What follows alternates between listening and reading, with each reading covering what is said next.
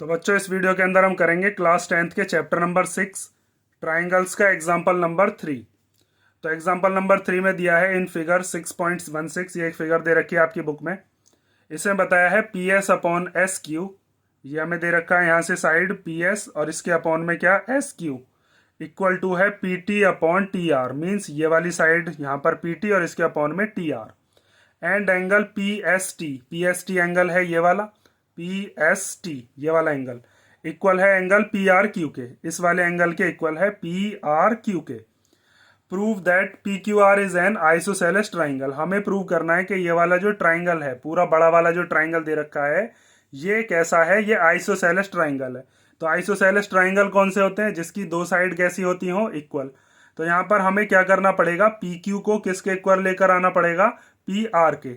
और P Q और P R को इक्वल लाने के लिए हमें क्या करना पड़ेगा? यहाँ पर ये दोनों जो साइड हैं पी क्यू और पी आर, इन दोनों को इक्वल लाने के लिए मुझे ये वाला एंगल और ये वाला एंगल आपस में इक्वल करने पड़ेंगे। Angle P Q R equal to angle P R Q. इन दोनों एंगल्स को अगर मैं इक्वल कर देता हूं तो मैंने 9th क्लास में एक प्रॉपर्टी पढ़ी थी। वो प्रॉपर्टी क्या थी कि अगर दो एंगल्स हमारे इक्वल होते हैं, आइसोसेलेस ट्राइंगल में दो एंगल इक्वल ही होते हैं, तो इनकी जो अपोजिट वाली साइड्स हैं वो भी इक्वल होती हैं। जैसे मान लीजिए एक ट्राइंगल है ए बी सी, तो अगर एंगल बी को मैं एंगल सी के इक्वल मानता हूं या कर देता हूं तो मैं लिख देता हूं कि एंगल बी के सामने वाली साइड कौन सी है? ए सी। और एंगल सी के सामने वाली साइड कौन सी है? A B. तो ए बी और ए सी भी आपस में कैसी होंगी? इक्वल ही होंगी।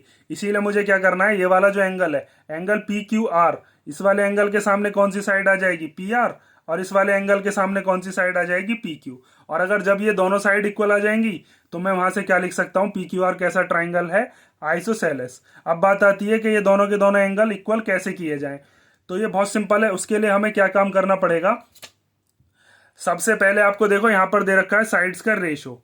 जब हमें साइड्स का रेशो इक्वल दे रखा होता है तो हम कह सकते हैं एस टी किसके पैरेलल है? क्यू आर के। ये चीज हम थ्योरम नंबर 6.2 में या कन्वर्स ऑफ बीपीटी में हम प्रूव कर रखे हैं कि अगर मान लीजिए साइड्स का रेशो इक्वल है तो वहां पर हमने क्या किया था? डीई को बीसी के पैरेलल, भाई A D upon D B equal था ए अपॉन ई सी के। क्वेश्चन में ये चीज हमसे बताई थी तो हमने प्रूव करके दिखाया था कि डीई किसके पैरेलल है? बीसी के। ये आप theorem number 6.2 converse of BPT में देख सकते हो। ठीक है, तो वहां से हम ये चीज कह सकते हैं कि एस टी किसके पैरेलल हो जाएगी? क्यू आर के। और जब ये दोनों की दोनों साइड आपस में पैरेलल होंगी तो हम कह सकते हैं ये वाला angle angle P S T equal होगा एंगल पी क्यू आर के, क्योंकि ये दोनों के दोनों कैसे एंगल हो जाएंगे? कॉरस्पॉन्डिंग। और ये वाला जब इसके इक्वल है और ये ही इसके इक्वल है तो ये दोनों भी आपस में कैसे होंगे? इक्वल एंगल्स होंगे। और वहां से फिर साइड्स भी इक्वल आ जाएंगी। समझ गए ना? अगर नहीं समझे तो अब डिटेल में मैं आपको करके दिखाता हूं, ध्यान से समझते रहना। ठीक है, मैंने आपको रफली समझा दिया थोड़ा थोड़ा। सबसे पहले हम क्या करते हैं? पहले लिखते हैं हम क्या चीज गिवन है। तो गिवन में हमें दे रखा है कि P S upon S Q equal है किसके? P T upon T are के। और साथ में हमें दे रखा है कि angle P S T equal है एंगल पी आर क्यू के। ठीक है, ये दो चीज हमें क्वेश्चन में गिवन है। और हमें प्रूव क्या करना है? तो टू प्रूव में आप लिखोगे कि हमें प्रूव करना है कि triangle P Q are is an isosceles triangle. ये चीज आपको लिखकर दिखानी है। ठीक है, उसके बाद बात आती है कि अब हम इसमें प्रूव करेंगे कैसे। तो प्रूफ, इसमें कोई कंस्ट्रक्शन तो करने की जरूरत है नहीं, तो सीधा सीधा डायरेक्ट क्या लिखोगे? अब आप इसमें प्रूफ लिखेंगे। तो हमें एक चीज दे रखी है तो आप लिखोगे since P S upon S Q equal to है P T upon T R. ये बात कहां से आई? ये है गिवन। आगे रीजन लिखकर दिखाना बहुत जरूरी है।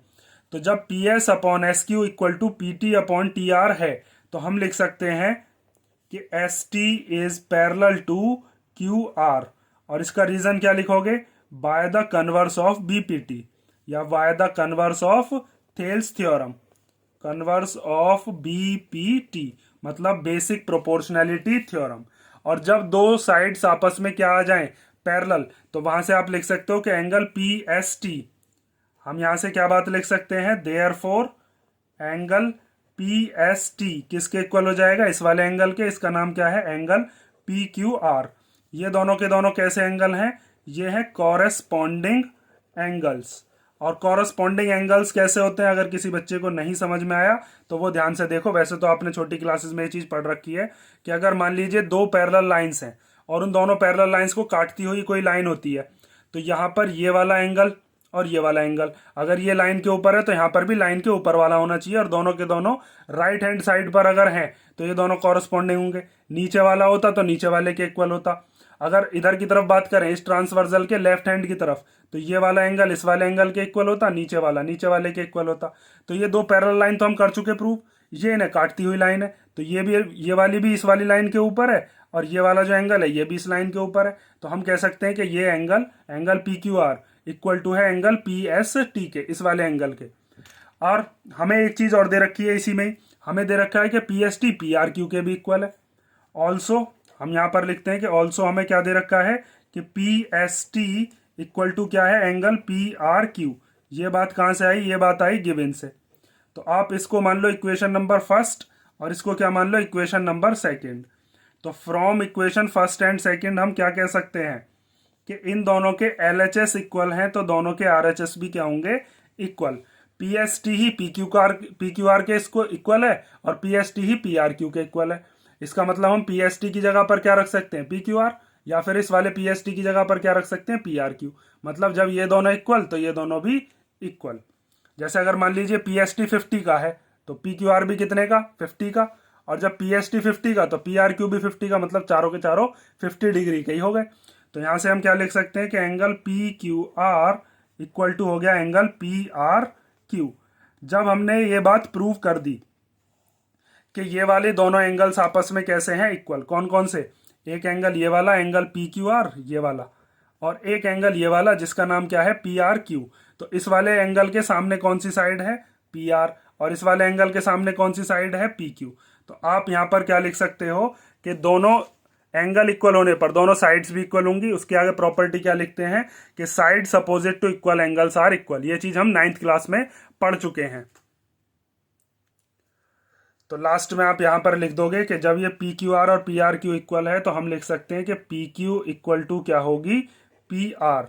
और इसके आगे क्या लिखेंगे हम कि sides opposite to equal angles are equal.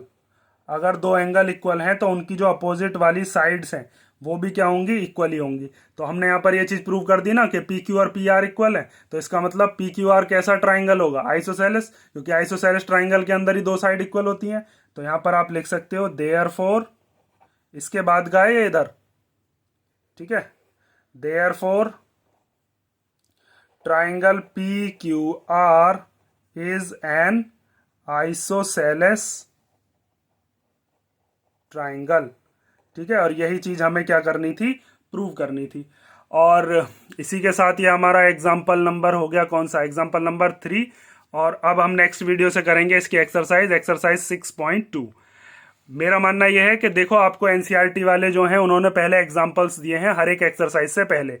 कई बच्चे क्या हैं कि वो डायरेक्ट एक्सरसाइज करते हैं, एग्जाम्पल्स करते ही नहीं है।